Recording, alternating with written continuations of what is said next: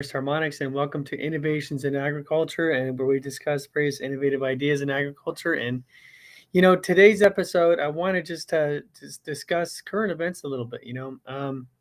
We started talking about the whole fertilizer issue back in February when it started becoming a real issue for farmers, even before the main season here in the Northern Hemisphere.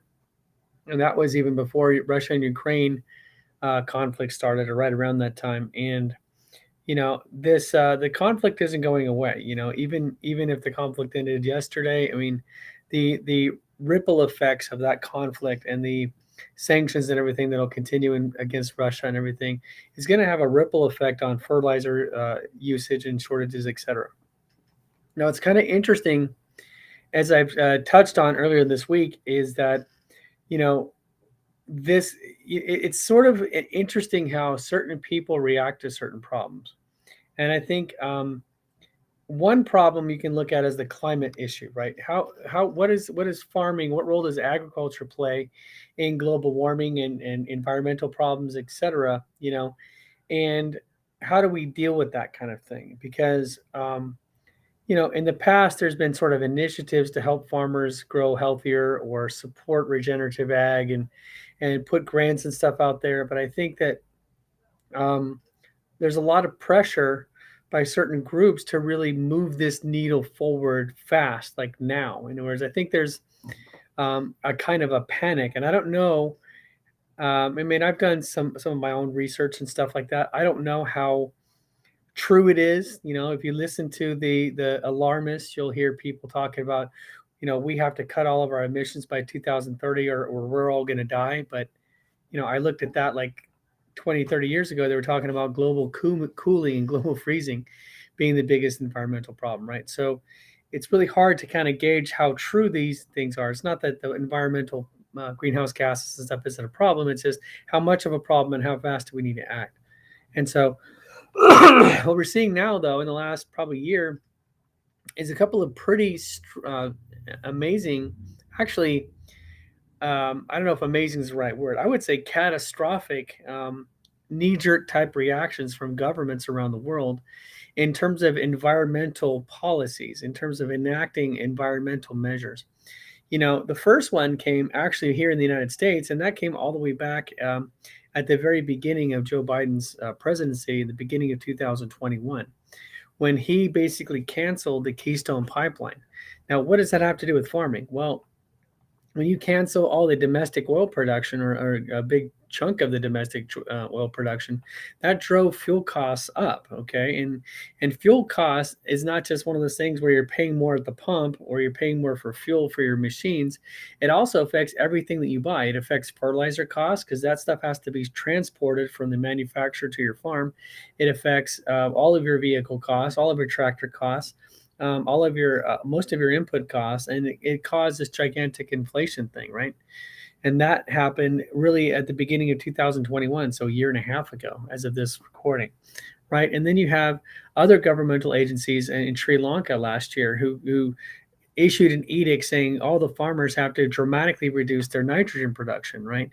And they did so at such an alarming rate. They didn't just say, okay, you have 3 or 4 years to get your nitrogen under control. They said, no, you will stop using nitrogen.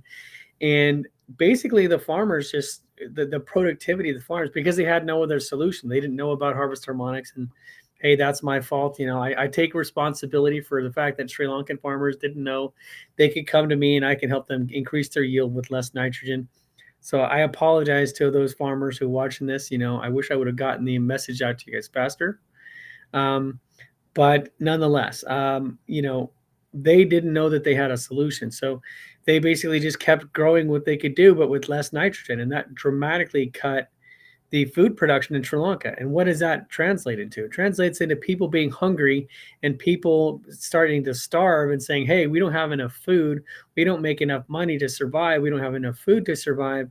And what do? They revolt and they go against the government. And as of last weekend, as far as I know, they forced the president of the country to resign, and that's not a very good way to run a country. Even if they hadn't forced them to resign, it's like, how could you do this to your farmers, the people who are the backbone of your civilization?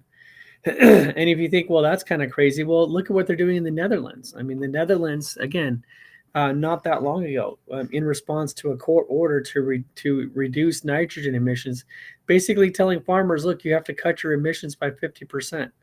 Um, and it's one thing to say that, but again, it's kind of like when you force somebody to do something and you don't have a viable solution as a replacement or something to help them, then what does that mean? That means a lot of these farmers are going to go out of business. They're just not going to be able to survive doing things in a different way. And to that end, I want just to once again, to anybody who's listening to this, if any of you guys have contacts with people in Sri Lanka or people in the Netherlands or even here in the United States or anywhere else where they're not able to get the fertilizer that they feel they need to issue a good product, I want you to make sure they watch this video and that they see what the Kiminasi plant booster can do, because our technology was developed really from an environmental perspective. It was developed for two reasons. The crop booster technology was developed, number one, to make human food healthier, to reduce the amount of chemicals and nitrogen and other things used to grow our food so that the food would be healthier, so people would have more nutrition in their bodies, right? And the second reason is to reduce environmental impact of agriculture, to reduce those nitrogen emissions, to reduce those chemical emissions that are poisoning the soils and poisoning our atmosphere. So we developed this technology even before this was a world thing. It's like, we were environmentalists before environmentalism was cool. We were helping reduce fertilizer before reducing fertilizer was a cool thing, you know.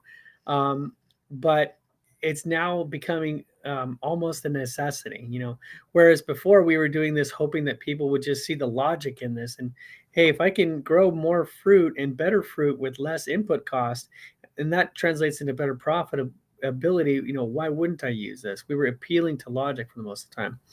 And now, frankly, logic is out the door, guys. I mean, logic was the way you would run your business and run your farm when everything was sane. We wouldn't have insane governments telling you have to cut your fertilizer in half or give us your farm. I mean, that's not a sane reaction to a problem. That's an ultimatum.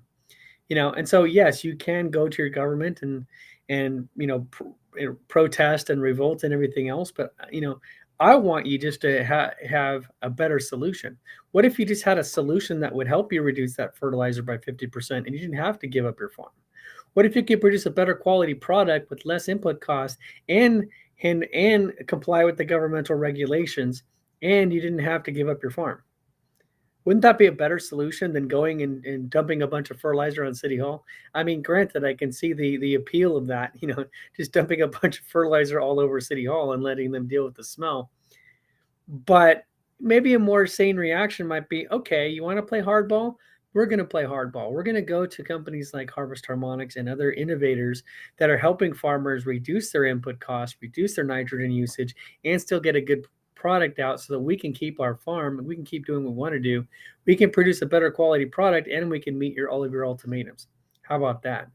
And then watch them go really insane, because if they're honestly doing this out of goodwill and a strong desire to help, and we come up with a better and more innovative solution, then farmers start using the solution and they should be totally happy because they got what they wanted. But if they're completely insane, which might be the case also, then they're going to be going even more insane, trying to figure out how they can get these farms if that was their real goal. So I say let's call them out on it. Let's tell them, hey, I'm going to use Kiminasi. I'm going to use the crop booster. I'm going to double my yield. I'm going to reduce my nitrogen by half, and I'm going to produce a better quality product than I ever have before. So how do you like that, Mr. Governor, Mr. Government? And for those guys in Sri Lanka, again, we've already had that year. You had that year of famine and everything else. Let's not make it 2 or 3 or 4 years till you can get back on your feet.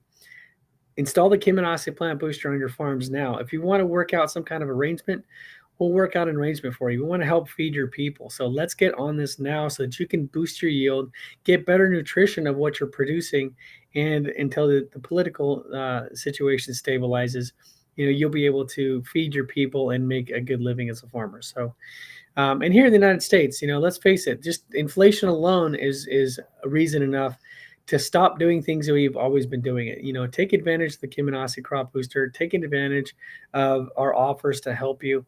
and let's work together to create a better quality fruits and vegetables for everybody.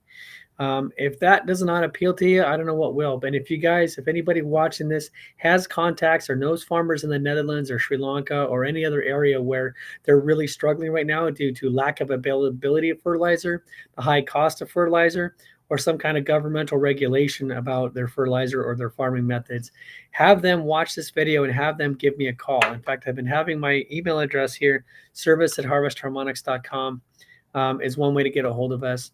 You can also get a hold of us on the phone at 727-324-6750. Or, of course, you can always reach us on our website. Just hit up harvestharmonics.com. There is a request for quote form on our website where you can fill out your information and details. And if you're in the international sphere where you're not local here in the United States, just put your WhatsApp number or some number we can reach you at or some way to reach you and contact you. And let's work together and help your farm to get better because our mission is to help. It's always been to help. We always want to help farmers. We've always been wanting to help farmers.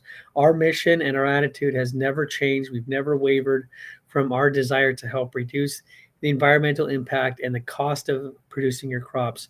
It's just that we're not into forcing people, right? The government apparently is going more in toward the direction of forcing people to change and not giving them the choice.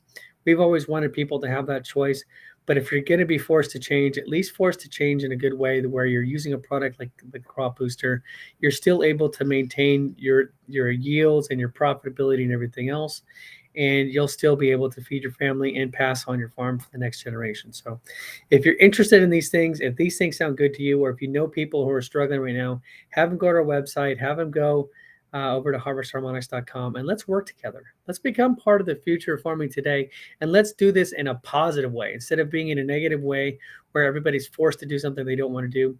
Let's be proactive and positive about this and really make a change for the better, make your farm a change for the better, and help you bring the future of farming here in your farm today. Give me a call or send me a message, and let's work together, and I look forward to talking with every one of you. Have a great day, guys.